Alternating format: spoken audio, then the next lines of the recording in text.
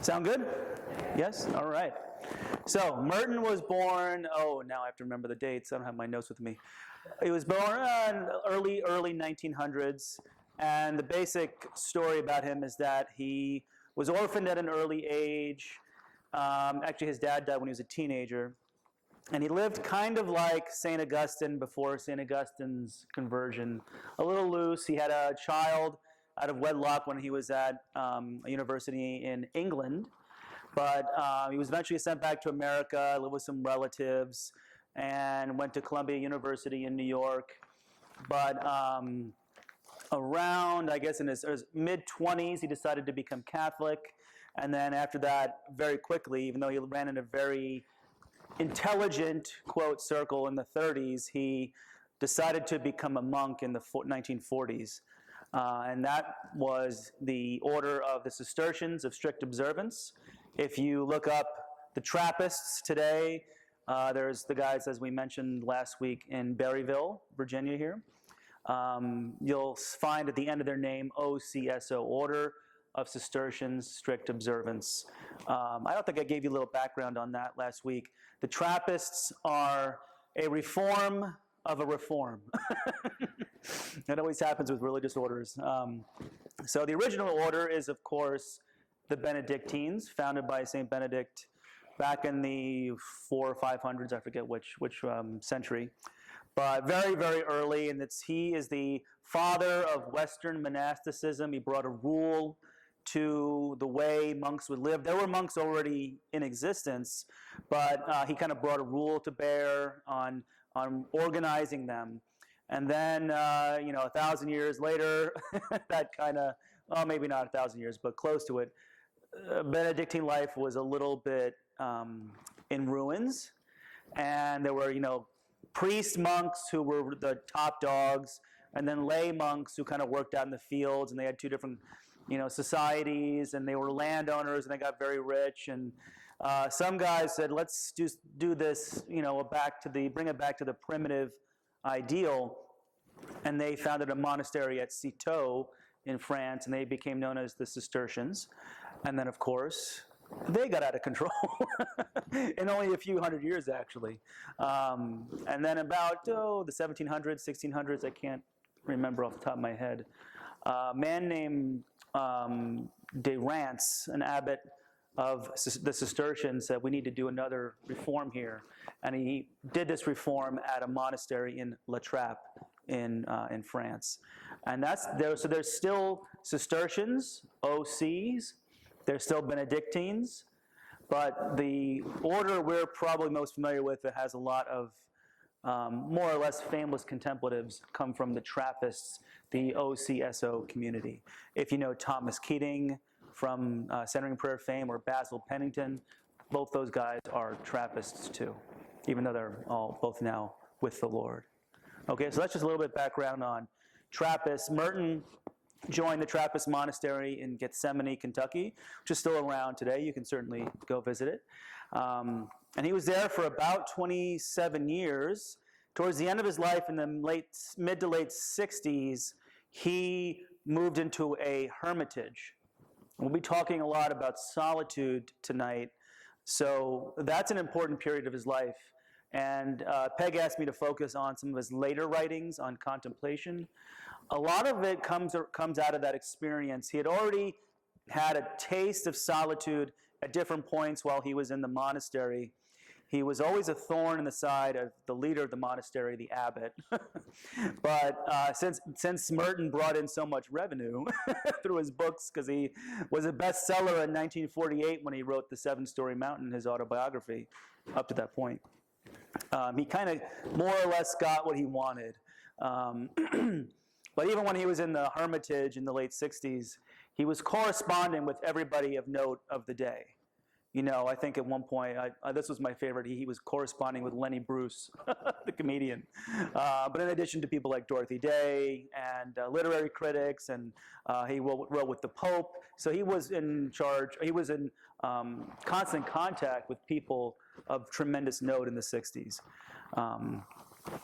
So last week we looked at this central guiding question for Thomas Merton, which is, what is contemplation? And you could say this is the question that drove him to become Catholic and then to join a monastery eventually. And then throughout his time in the monastery, recall last week, they didn't have a lot of alone time. It was a very regimented and a very austere life. And they slept in a big dormitory, all 80 monks that were there at the time. And you could, if you were in your 20s, you were sleeping in the same room as a man and maybe in his 80s, and everything that goes along with being a man in your 80s, or being a man in your 20s. So you can hear everything, And then they didn't have heat, they didn't have air conditioning, so it was just kind of an austere life, very arduous in terms of manual labor throughout the day, working in the fields. So Merton did get a little experiment here and there. The abbot would maybe push him off into a remote corner of the monastery. And then he had a job at one point called the fire watch. He would basically patrol the monastery for a good portion of the night to make sure no fires were started. We're going to look at a poem he wrote about that experience of going through the fire watch tonight. So he's got this central question: what is contemplation? Or what is contemplative prayer? And last week we kind of came down on the idea that it's awakening to reality. And those are his words, awakening to reality. But the reality is that God is mystery. And that because God is united to us, we are mystery too. And one of the ways he puts it is in terms of nothingness, that we're united one with God's no-thingness, that God's not a thing.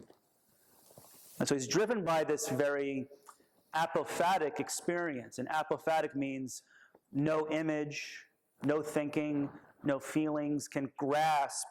Doesn't mean that they're bad, but they can never grasp who God is in God's ultimate reality. So waking up to that is what contemplation really is. But what is it like to go through contemplation, and how does one do it? That's what I want to reflect on with you tonight. And I thought of no better place. He had a correspondence. Now I wish I had gotten his name, but I apologize, I don't have his name. He had a correspondence with a Sufi. I think his last name was Aziz, of the day. And this is the only place we get a good glimpse in this letter to Mr. Aziz, a Sufi, Islamic mystic, about his own prayer. So I want to read this to you in full. It's only 2 paragraphs, but this is Merton's own description of his prayer life. Strictly speaking, I have a very simple way of prayer. It is centered entirely on attention to the presence of God and to his will and his love. That is to say, it is centered on faith, by which alone we can know the presence of God. Yet it does not mean imagining anything or conceiving a precise image of God. For to my mind, this would be a kind of idolatry.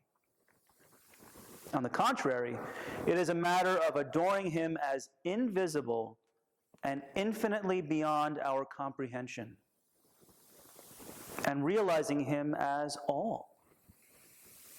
There is in my heart this great thirst to recognize totally the nothingness of all that is not God.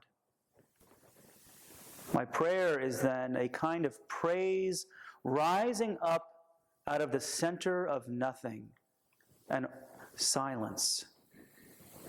If I am still present myself, this I recognize as an obstacle about which I can do nothing unless he himself removes the obstacle. If he wills, he can then make the nothingness into a total clarity. If he does not will, then the nothingness seems to itself to be an object and remains an obstacle. Such is my ordinary way of prayer or meditation. It is not thinking about anything, but a direct seeking of the face of the invisible, which cannot be found unless we become lost in him who is invisible. It is not easy to try to say what I know I cannot say. I do really have the feeling that you have understood and shared quite perfectly. That you have seen something that I see to be most precious and most available too. The reality that is present to us and in us, call it being, call it Atman, call it pneuma, or silence. And the simple fact that by being attentive, by learning to listen, we can find ourselves engulfed in such happiness that it cannot be explained. The happiness of being at one with everything in that hidden ground of love for which there can be no explanations. So that's Merton's prayer as he reflects on it. He says it's like a praise arising out of the center of nothing and silence. But it's not thinking about anything. How does one do contemplative prayer? Merton would say very emphatically that it's a gift. But today we might put it like this: it's a gift that's already been given. It's not a gift that you have to earn or you have to do in a certain number of hours. Make sure you log in church hours, and then you'll get to contemplative prayer at some point. It seems like it's a gift we already have. It's only a matter of waking up to it. So I mentioned last week a gentleman named James Finley, who is a psychotherapist.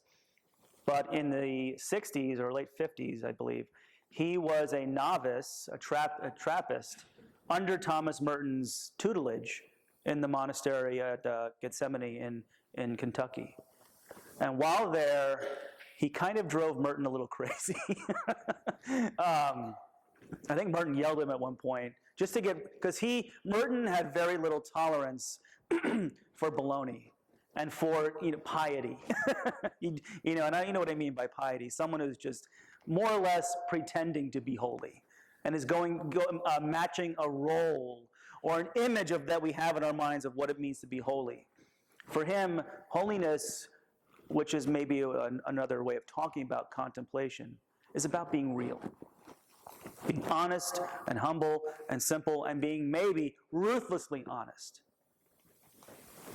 So while James Finley is going to spiritual direction with Thomas Merton, he asks Merton about prayer, and Merton just says, "You're trying too hard." So here's what Merton says. This is what Finley says, I'm sorry. "Merton once told me to quit trying so hard in prayer. He said, 'How does an apple ripen? It sits in the sun.'" That's one of my favorite ways of talking about prayer. How does an apple ripen? It just sits in the sun. There's an effortlessness there. The apple doesn't really do anything. It just sits there. And this also can convey this one little line, how much Merton took from the Desert Fathers and Mothers, those ancient monks from Egypt who really started religious life in the church, and how much he took from Zen. And I'm going to talk a little bit later about Taoism and how much he really learned from someone like Guangzhou. This laconic, simple, direct statement that just cuts to the heart of someone's problem. And you might say that is likely, if we're American, it's likely our problem too, or maybe if we're just Western. Because at least in the Catholic Church, I know there are all these rules about prayer and wonderful prayer forms that developed, especially after the Spanish mystics, Ignatius of Loyola, John of the Cross, Teresa of Avila. But all these, even in their time, there are all these methods of what's called discursive meditation, meaning you think about all these different points. But Merton recognizes an older tradition that says we cannot get to God with our thoughts. There's this older, maybe in the 19th century, this Russian mystic Theophan the Recluse, who would say that thoughts about God make God appear outside of us. And I think that's Merton's whole vision right there. That thoughts about God make God appear outside of us. When he's wanting us to, or inviting us to realize the divine presence within. So notice what he says about his prayer. It's centered entirely on attention to the presence of God. Simply, you might say, being with God. That's it. Just be with God in faith and silence. But he's already starting to name what the experience is like, not just in terms of, well, how do I go about it? But once I have my, quote, method, what happens? What is the experience as I sit in silence over the long haul? And we're going to talk about that too. He wrote, besides emphasizing silence and kind of a practice of nothingness, because he was so enamored of solitude, he wrote a great deal about solitude.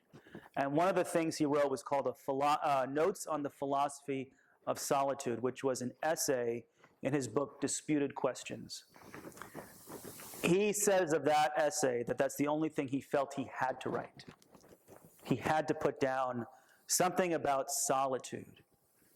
And the first thing he notes, and this is a good place to discuss this because this kind of comes up a lot in his writings. He notes that we are distracted.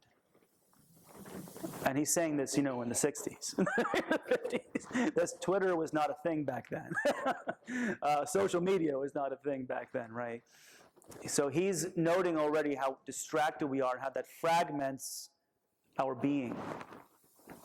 So for him, solitude was a way to reorganize our being, or you might say integrate ourselves. That you needed time away, in his language, from the conventions of society. I can't recommend enough the little book he wrote, or he collected the wisdom of the Desert Fathers, called The Wisdom of the Desert. But his essay in front of that is just so wonderful. In fact, I was listening to it on my way down here, because I just love it. I love it so much. He's very clear there. And I think he got this, he caught a deeper love of solitude from the Desert Fathers, because they were all hermits, basically, out in the deserts in Egypt. He said there that they did not want to be ruled over. They didn't want to be ruled over by an emperor, whether that emperor was Christian or not. And in fact, what's so funny is that these men and women were going off to the desert at the very time when Christianity was in the ascendancy and was becoming the religion of the Roman Empire. And they saw that as a huge danger. They saw that as we cannot have the faith of Jesus Christ be conformed to the conventional wisdom of society. It's not the world is bad idea. It's you might say, the common ego assumptions that always take over in a society. And that will inevitably drown out the message of Jesus. Those common ego assumptions like, well, we got to use violence to solve our problems. In fact, in that essay, he responds to some critics who say that the Desert Fathers were just these weirdos, these fanatics. But he said, actually, they were probably more charitable and hospitable than anyone in the city, because in the city back then, in the 300s and 400s, it was dog eat dog, just like it is today.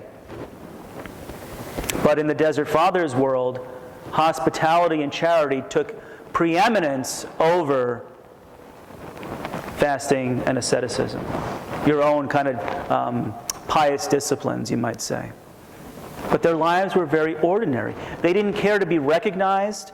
They didn't care to wax eloquently like some people like to do on subjects of high mystical matters. They just gave a little laconic saying here and there to someone who's just seeking God. And otherwise, their lives were in silence and obscurity. And that's really important, because it's not that solitude means you just go off to a side room. It means, are you comfortable with anonymity? Can you simply accept being anonymous? And here's where we can talk about Kwangzu, who, by the way, this is another book. He collects the wisdom of Kwangzu, this early Taoist teacher. He's from the 5th to 3rd century before Jesus. And it's just wonderful stuff. It's just wonderful stuff. Highly recommend it. But in his introduction to Kwangzu, he's very clear that monasticism it's not just a Christian thing, obviously. It's present in many different religions, in many different ways. But there's a special clear affinity between someone who, in a Christian context, goes off alone into solitude and silence, and someone who, in China in the 4th century BCE, also does the same thing. There's an affinity and there's a depth at that level when someone is going beyond the conventions not only of society, but of their religion, and seeking the deepest reality in silence and apart from what the normal ego is thinking. So here's just want to share one thing from Kwangzu, because it's so relative to what we were just talking about this idea that we don't need to be known. So this is called the empty boat. You may have even heard of it. Rules men lives in confusion. He who is ruled by men lives in sorrow. Yao, which is a man, therefore desired neither to influence others nor to be influenced by them. The way to get clear of confusion and free of sorrow is to live with Tao in the land of the great void. If a man is crossing a river and an empty boat collides with his own skiff, even though he be a bad-tempered man, he will not become very angry. But if he sees a man in the boat, he will shout at him to steer clear. If the shout is not heard, he will shout again, and yet again, and begin cursing. And all because there is somebody in the boat. Yet if the boat were empty, he would not be shouting and not be angry. If you can empty your own boat, crossing the river of the world, no one will oppose you, no one will seek to harm you. That's the life of contemplation right there.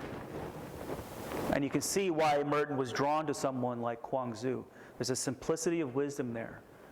And he says that's the same kind of wisdom we would find in the Desert Fathers, in any person who goes deeply into silence and deeply into solitude. So solitude is essential if you want to do a practice of contemplation. It may mean that, practically you can only do it for a few hours in the morning. I don't know how many of us are able to get absolute solitude. That is a far, far fantasy in my life right now. But in the morning, I can maybe go down to my basement, if I'm awake enough, and have like a 20 or 30 minutes of solitude. So it's like you need a little injection. And he would even say this, Merton, just for your own sanity. Just for my own sanity, a little silence and a little solitude, because it's like all we get from our media is herd mentality. And he uses that kind of language that the crowd is just in our mind. And it's noise that we can't even see clearly enough to love. Because love requires this deep inner transformation to recognize the other, to see the other, to respond to the other. I can't do that if I've got the crowd in my thoughts. If I'm just preoccupied with what other people think, with, in the language of Kwangzu, needing to influence or be influenced by others. So the man who is in solitude, the woman who's in solitude, goes into this aloneness simply to be. There's no other reason. One critic of Thomas Merton said that he wanted to be in the middle of 42nd Street with in a wood shack that there's a big sign over that said hermit, because he wanted people to know he was a hermit. And Merton may have taken that criticism a little to heart, because he's balancing this act of trying to stay engaged with the world, because volumes of letters, volumes of all the people of note of the day in the 60s, and yet he's on his own. He's doing, as we were exploring last week, he's really not doing anything during the day. He's saying some psalms, he's in silent prayer, he's making some coffee, He's taking some walks. I mean, how different is that really than what any of us do in a day? On a day off, like today, right? We just sit at home, have a cup of coffee, maybe get in a little prayer, maybe take a walk. He's not doing anything extraordinary. Yes, he's got these extraordinary literary gifts, but silence and solitude, the life of a hermit, you might say, even if we get it in little doses in our life, is not extraordinary. It's simple. It's very, very ordinary. And that way, I think, very attainable. You don't need to do anything special, and you don't need to, wear special clothing. We might be even more able to partake of that anonymity, that kind of holy obscurity, because we don't have special clothes that signify that we're Trappists or that we're monks or that we're hermits. And the early hermits didn't either. They just wore what everybody else wore, but went off into a cave. Merton writes in another wonderful essay called Thoughts in Solitude, in actual fact, society depends for its existence on the inviolable personal solitude of its members. Society, to merit its name, must be made up not of numbers or mechanical units, but of persons. To be a person implies responsibility and freedom, and both these imply a certain interior solitude, a sense of personal integrity, a sense of one's own reality and of one's ability to give himself to society or to refuse that gift. We don't have free and responsible people without a degree of solitude. But notice here he says not just physical solitude, interior solitude. And he'll talk more and more about that in this. I brought this book if you'd like to see it. It's Contemplative Prayer. This is the book that got me big into Merton back when I was a teenager. And in this book he writes a great deal about interior silence. Interior silence is not just that we close our lips. It's that we're detached from our thoughts. In his own words about his own prayer, we're not thinking about anything. We're simply in silence in our minds and in our hearts just as much as in our hermitage or in our living room or in our wherever we're praying. So it's a deeper silence than just not speaking. It's a not thinking. Now, hard for me to distinguish this from centering prayer language, because I find it so helpful. Because in the silence, you will have thoughts, obviously. If anybody has ever done centering prayer or any contemplative prayer, you can't really get away from your thoughts. But you can stop actively thinking. That's what's so interesting about this. One of the things so interesting about this description of his prayer, he's not thinking about anything. That would have been unusual, even for a contemplative monk in the 60s. Because they were given manuals of how to pray, and they always involved considerations and rational meditations. In other words, let me think about the dogma of the Trinity. Let me think about the life of Jesus. Fine in and of itself, but Merton's saying, look, we're being called to something much deeper, much broader, and we're being called into mystery about which we have no control, and as he says here, no explanation. It's beyond the human mind. In fact, this letter gave the name to centering prayer because he says it's praise arising out of the center of nothingness and silence. So when Thomas Keating and Basil Pennington were putting together the practice of centering prayer based on the Cloud of Unknowing, which is a 14th century English mystical treatise, they took the name from this passage of Thomas Merton because they recognized there's an affinity there. Thomas Merton never did centering prayer, but he did do contemplative prayer, contemplative practice, which involves a quieting down of our minds, a degree of physical solitude and physical silence that only helps to foster interior solitude, interior silence. But what happens when we get into that silence? If you were to take up a practice of meditation, as we call it today, if you were to take up a practice of silent prayer, what would happen? Merton says, and especially here in this book, Contemplative Prayer, you would come up against loneliness, you'd come up against boredom, but most of all, and I have actually not read anybody else who's put it like this, you come up against the experience of dread. Dread. I've never heard it put like that, and I remember reading this when I was a teenager and not getting it, because, I was a teenager. But now I'm like, oh, okay, I have an idea of what you mean. It's coming up against your own falsity. Realizing your own silliness, your own pretensions, my own selfishness, everything false and at odds with the love of Christ in us. So it's coming up against our false self, in other words, and realizing it and seeing it. And maybe even seeing, oh, everything I've done has been shaded by this illusion. Everything I've done has been colored by this intense selfishness, and I didn't even see it. And he says that causes a certain amount of dread. Even good things, shaded by this false self. But it's more than that. Dread is facing the abyss. The abyss, in a real negative sense, the abyss of nothingness.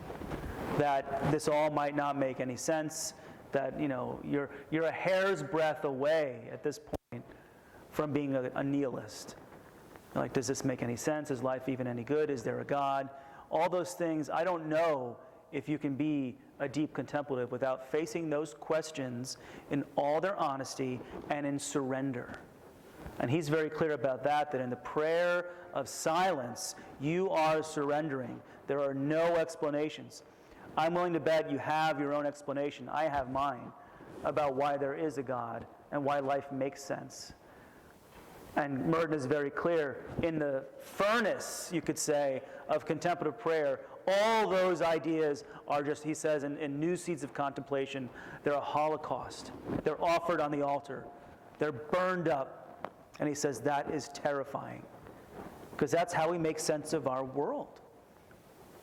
So this experience of dread, I can tell you, is real, because now that I've read this again, I know I've gone through this. And I'm willing to bet that even when we have our more honest moments in our lives, maybe when we come up against what Richard Rohr calls liminal experiences, those threshold experiences of death, of birth, of just maybe an intense danger, and any time that we're just taken out of our routines and we're facing reality, these questions emerge, I think. And maybe the experience of dread can start to overtake us. But then, we grab the remote. Then we grab another cup of coffee or, a beer or whatever comfort we like. It doesn't have to be anything objectively bad. But we return to our routines. And then our explanations come back. Interior silence, interior solitude. It's really important to know this. It's a state of faith. And I would agree actually with Richard Rohr that one of the biggest problems the church has made for itself has been turning faith into certainty, turning faith into answers to questions no one asked. When it's about, in the more contemplative tradition of the church, it's about unknowing. It's not about certainty.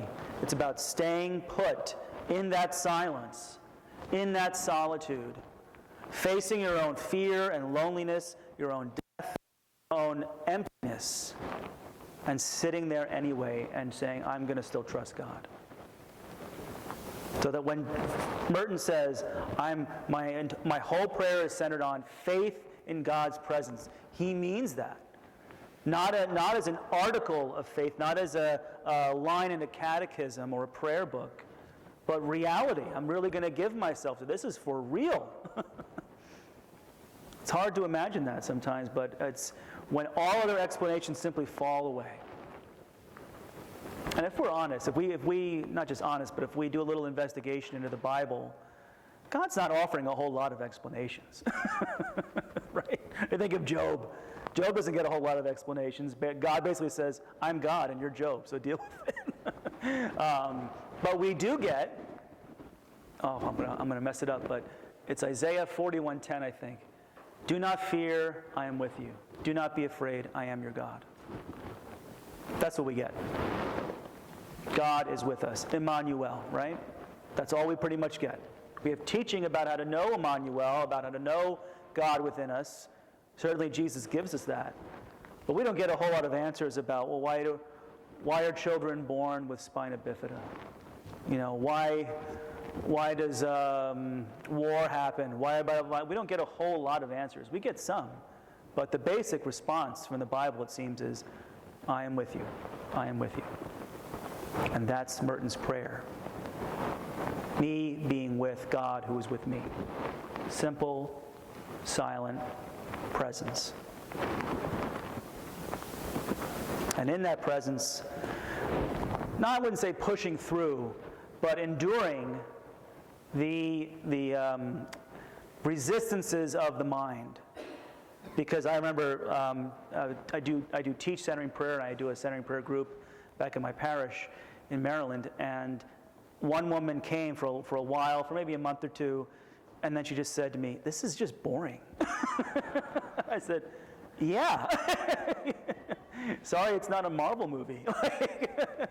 Yeah, it's going to be boring. It's going to be, what does Keating say? It's the battering from without, because all of a sudden you realize, life kind of seems like it's turning on you, and it's the boring from within. It's like dry as dust in there. All the mystics, and Merton very much got this from St. John of the Cross. But all the mystics basically say that. When you're led into deeper prayer, it's just nothing. It's not necessarily sweet. It's not necessarily good or high or holy. It doesn't make you feel pious. It makes you feel like you're going backwards. It makes you feel like you're a pile of dung. It makes you feel, where is God even in this? You might and will think. And yet the silence is still attractive. And even something he said back in his early days when he wrote this really, he was still a young monk, he wrote this little pamphlet practically called What is Contemplation? Even then, he did get it right, because he said the major sign that you're contemplative is that you still want to come back to the silence. So even though you sit in silence, you experience this dread, this boredom, this loneliness, you can't do anything else. You have to keep going back. That's the central experience of your life. And it certainly was for Merton. But the problem there is to remain there even when we're getting diverted, even when we're getting distracted. Diversions and remaining content with the divine in solitude, we will eventually break through this loneliness and this distraction to discover the undiscoverable, to discover the divine within us. It's almost like we have to brave a wilderness of solitude and even overcome the essential loneliness, not just of our lives, but of death. So that at the end, you're free even of death, or free of the fear of death, maybe more accurately. James Finley says it like this: Merton's message is that every Christian in his own way, as willed by God, must, by way of simple faith, selfless love, and humble prayer, realize that the nothingness we fear is in fact the treasure we long for. That's a pretty good summation of Merton's message. The nothingness we fear is the treasure we long for. So that you can be in that silence and that solitude, coming face to face with your own ridiculousness and your own loneliness and that deep dread, but you can't imagine doing anything else. And you know you have to do it. And even still, it's joyful. That's the paradox. To return to his account once again of his prayer life, he says it very clearly there. We can find ourselves engulfed in such happiness that it cannot be explained. The happiness of being at one with everything in that hidden ground of love for which there can be no explanations. So it's not all dread and negativity. It's not all loneliness and fear and death. It is, in fact, complete and utter happiness. Joy beyond joy in this silence, this sweet, delicious silence. I said earlier he was on fire watch for a while as a monk. And after being on fire watch, he wrote this poetic reflection, you could say. It's a prayer, it's a poem, a little bit of both. He addresses God. You who sleep in my breast are not met with words, but in the emergence of life within life and of wisdom within wisdom.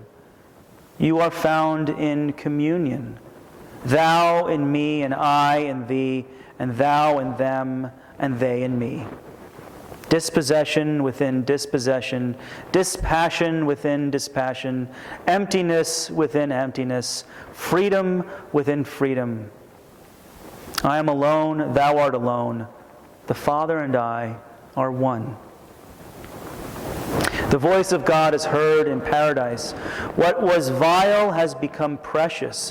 What is now precious was never vile. I have always known the vile as precious, for what is vile I know not at all.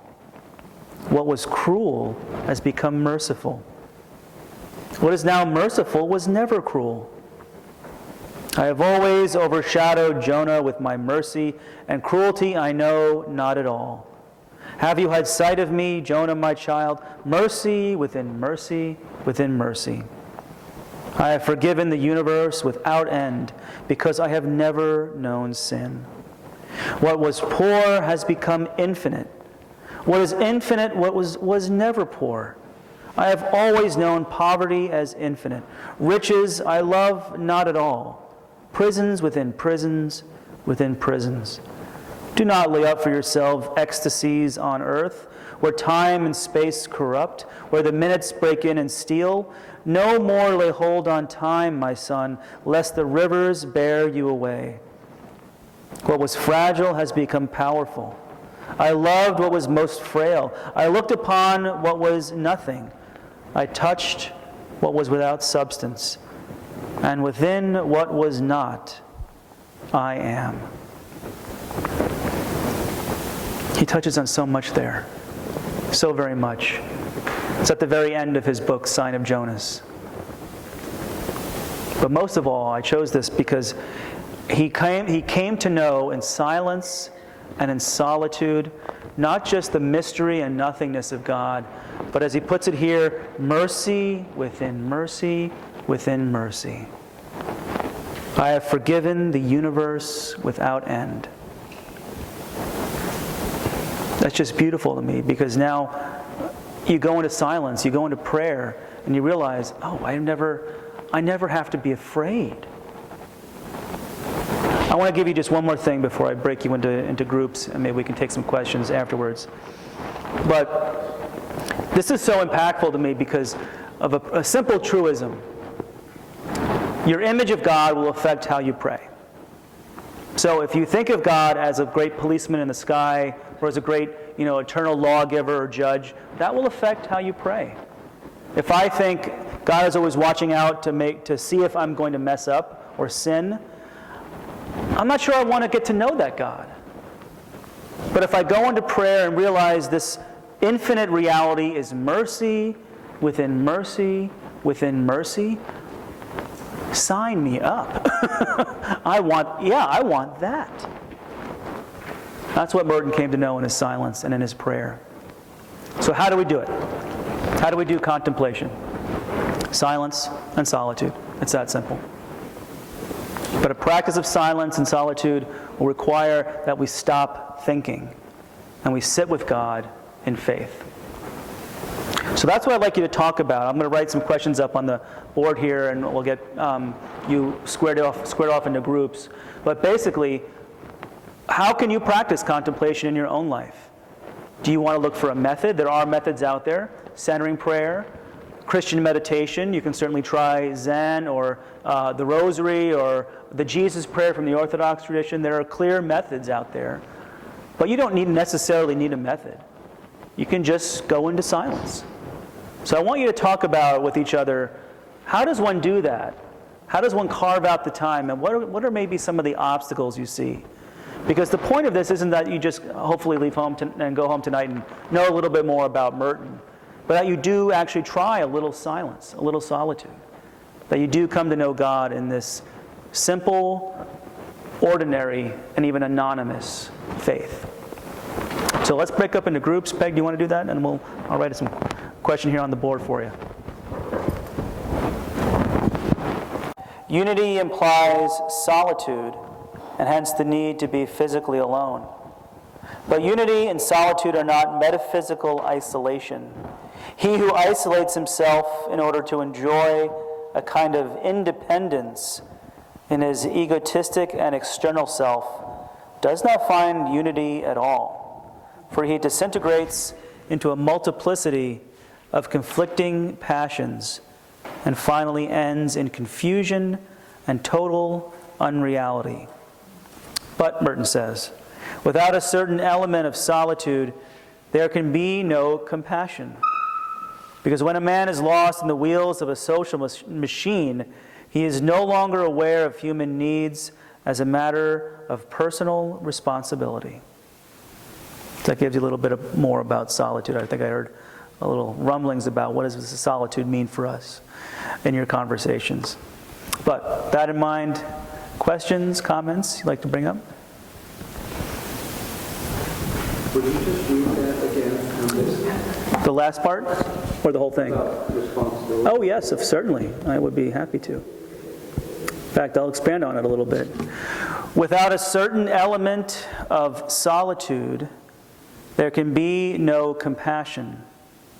Because when a man is lost in the wheels of a social machine, he is no longer aware of human needs as a matter of personal responsibility. One can escape from men by plunging into the midst of a crowd. Go into the desert not to escape other men, but in order to find them in God. Sure, yeah. So there you see, it's Peg just whispered to me, try and put together solitude and community. I think that does it. I don't know that you need to be, always living with people, although we're social animals, right? But we all need a measure of solitude, even if we have big, busy communities, and we're a part of big families, or we always need a measure of solitude, even just to, like Merton says, just to stay sane. So, questions, comments, anything? I think I can call to say that I felt solitude while we were talking tonight about God being in us being in God, me being in Debbie, Debbie being in me, both in God. I was beginning to feel the solitude, and that was within, I guess that's the connection of community. Yeah. All here for the same reason. Maybe. Yes. Have any of you been to contemplative retreats where you have to pray in silence in common? I know a few of you. I recognize a few of you from our centering prayer retreats. But I can tell you, we just actually last Saturday, we did a retreat, a half-day retreat in Chevy Chase, and there was maybe 60 of us. And we sat in silence for about an hour and a half together. And I've been on other retreats, longer ones, where we sit in silence maybe 6 hours a day together, or longer. There's no talking at lunch. There's no talking in the hallways. It's pretty much silent retreat. And yet, I come out of that retreat when we're finally able to talk at the end, or at the end of our morning on Saturday, for instance. There's a connection to this person, these people that I've been with. I don't even know their names. And yet, I remember this 10-day retreat I went on, was that we were finally able to talk at lunch, and it's like, oh, names were kind of superfluous. We didn't really need to know them. It was nice, but there was a depth of communion that was reached. You're very right. This is connection that you don't need to be necessarily even physically next to somebody, but there's a connection that happens in the silence. And is anybody familiar with Ilia Delio? Has anybody ever heard of her? A few people? She was one of my professors. She is a Franciscan nun who is trying to put together spirituality and science.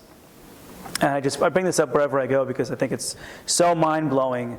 She talks about this phenomenon called morphogenetic fields, which apparently are just that our consciousness generates a field, and when there's a bunch of us in the same space generating the same field at a certain depth, that changes things.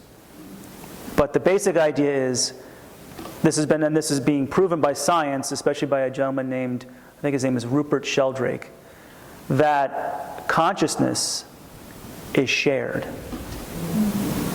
That it's not just going on inside my skull and your skull, that just us hanging around together, we're connected.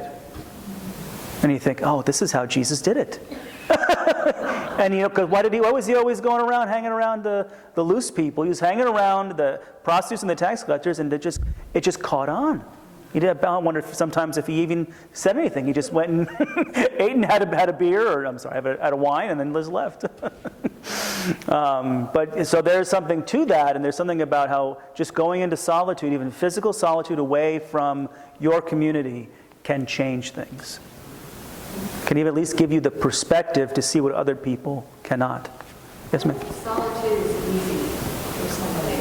Then are you a little closer to the truth of things, or do you need to work harder in the other direction? Well, it depends on, I think what he was saying in this quote I just read, if you just don't like people, then that can be just as much of an attachment as, being lost in the crowd. Because solitude is not just being alone. It's not just, and that's even though he says the practice of solitude doesn't need to be physically alone, but it helps us if we're just caught in the crowd all the time to at least to make that very physical gesture of going apart. But I sympathize with that view. I don't care for people that much. Especially if you're not from New York, I don't really care for you. No, it's not. I don't think it's just that. And if it's easy in that regard, then there is probably work to do. I would venture to say that if you have that disposition, you probably are not experiencing interior solitude, unless you are confronting it. It's always about honesty, and that leads you right to humility. And then being upfront about why you do or do not like solitude. I mean, it can be very enjoyable. It can be, and that doesn't have to be an obstacle. But in fact, nothing has to be an obstacle to God. And that's one of the things you discover in the silence, is that there is no obstacle to God. Yeah, exactly. Does that help, ma'am? Yeah. Okay. Anything else? Questions? Comments? Where that you quoted to the Sufi, where would I find that? So that's in a collection of letters called The Hidden Ground of Love. Merton's own description of his prayer. It's his precious letter because there's nothing like it in the rest of his work. Because even though he wrote, you were just showing me earlier one of the volumes of his journals, and he's got like 12 journals, but the one you showed me was in a series, I think, of 7 journals. But even in his journals, he doesn't quite tell us what goes on in his prayer. So that letter is in the collection of letters called The Hidden Ground of Love, available on Amazon. It's just, there's a bunch of different volumes of letters, but that one is just one book. It's a big book, though. Anything else? All right, well, I'll keep going for just a few minutes while I have you. We've got 5 minutes here. And this will kind of lead into next Monday. What is contemplation is the question. It colored everything he wrote. And he wrote, as we said last week, he didn't just write about spirituality. He wrote about church reform, and he wrote about social justice.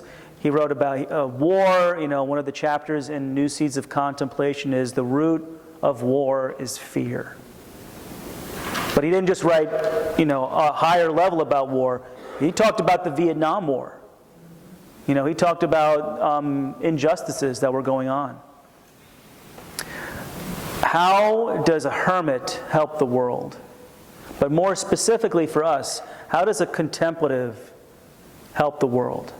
That's what we're going to talk about next week. But just by way of introduction, he has in the book that he asked people not to publish, that he wrote at the end of his life, and that they still went ahead and published, called The Inner Experience. He has a wonderful chapter. It's not the greatest title in my opinion, but the title is A Sense of Sin. And in that chapter, he talks about a secular attitude towards life and a sacred attitude towards life. He basically says that in the secular attitude, we have to have distractions. Otherwise, we'll be confronted with our own nothingness. So we'll use anything and everything to distract ourselves from what we perceive as a great void at the center of life. The secular world depends upon the things it needs to divert itself and escape from its own nothingness. It depends on the creation and multiplication of artificial needs, which it then pretends to satisfy.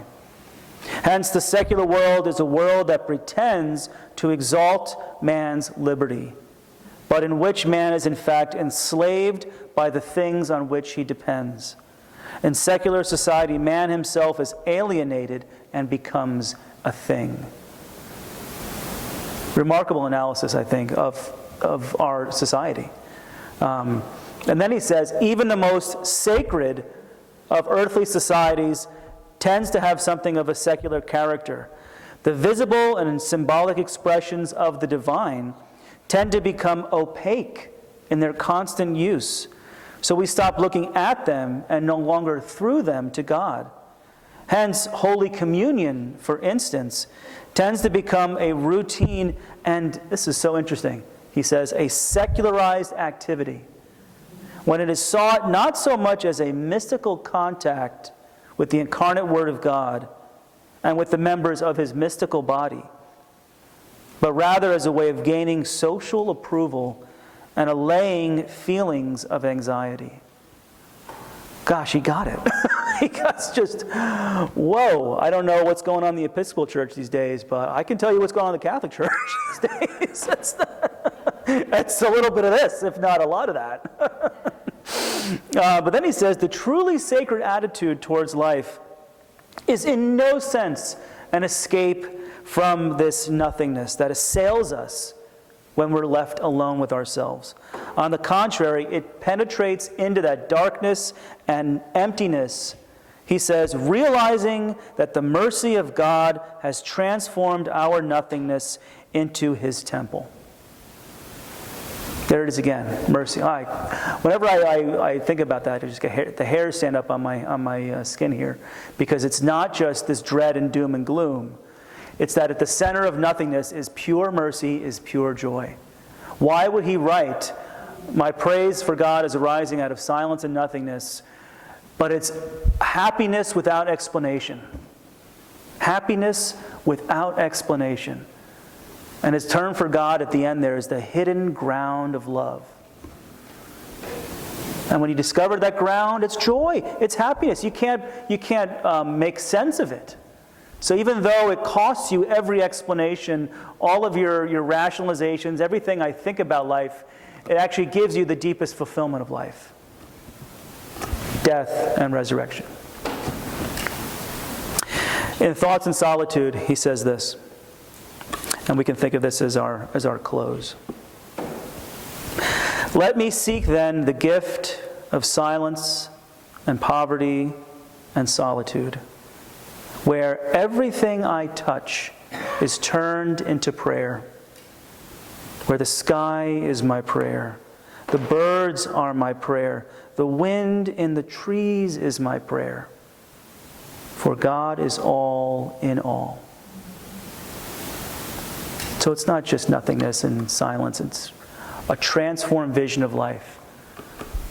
Where a beautiful place, a sanctuary like this, directs our minds to God, but our minds don't ever have to leave God's presence as we go to the supermarket, as we travel down Route 1 and go into King Street and walk into Taco Bell.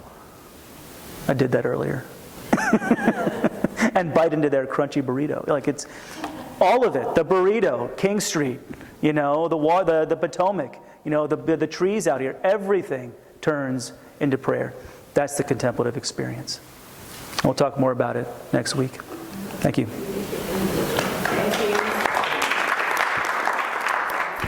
I'll stick around if you want to ask questions personally.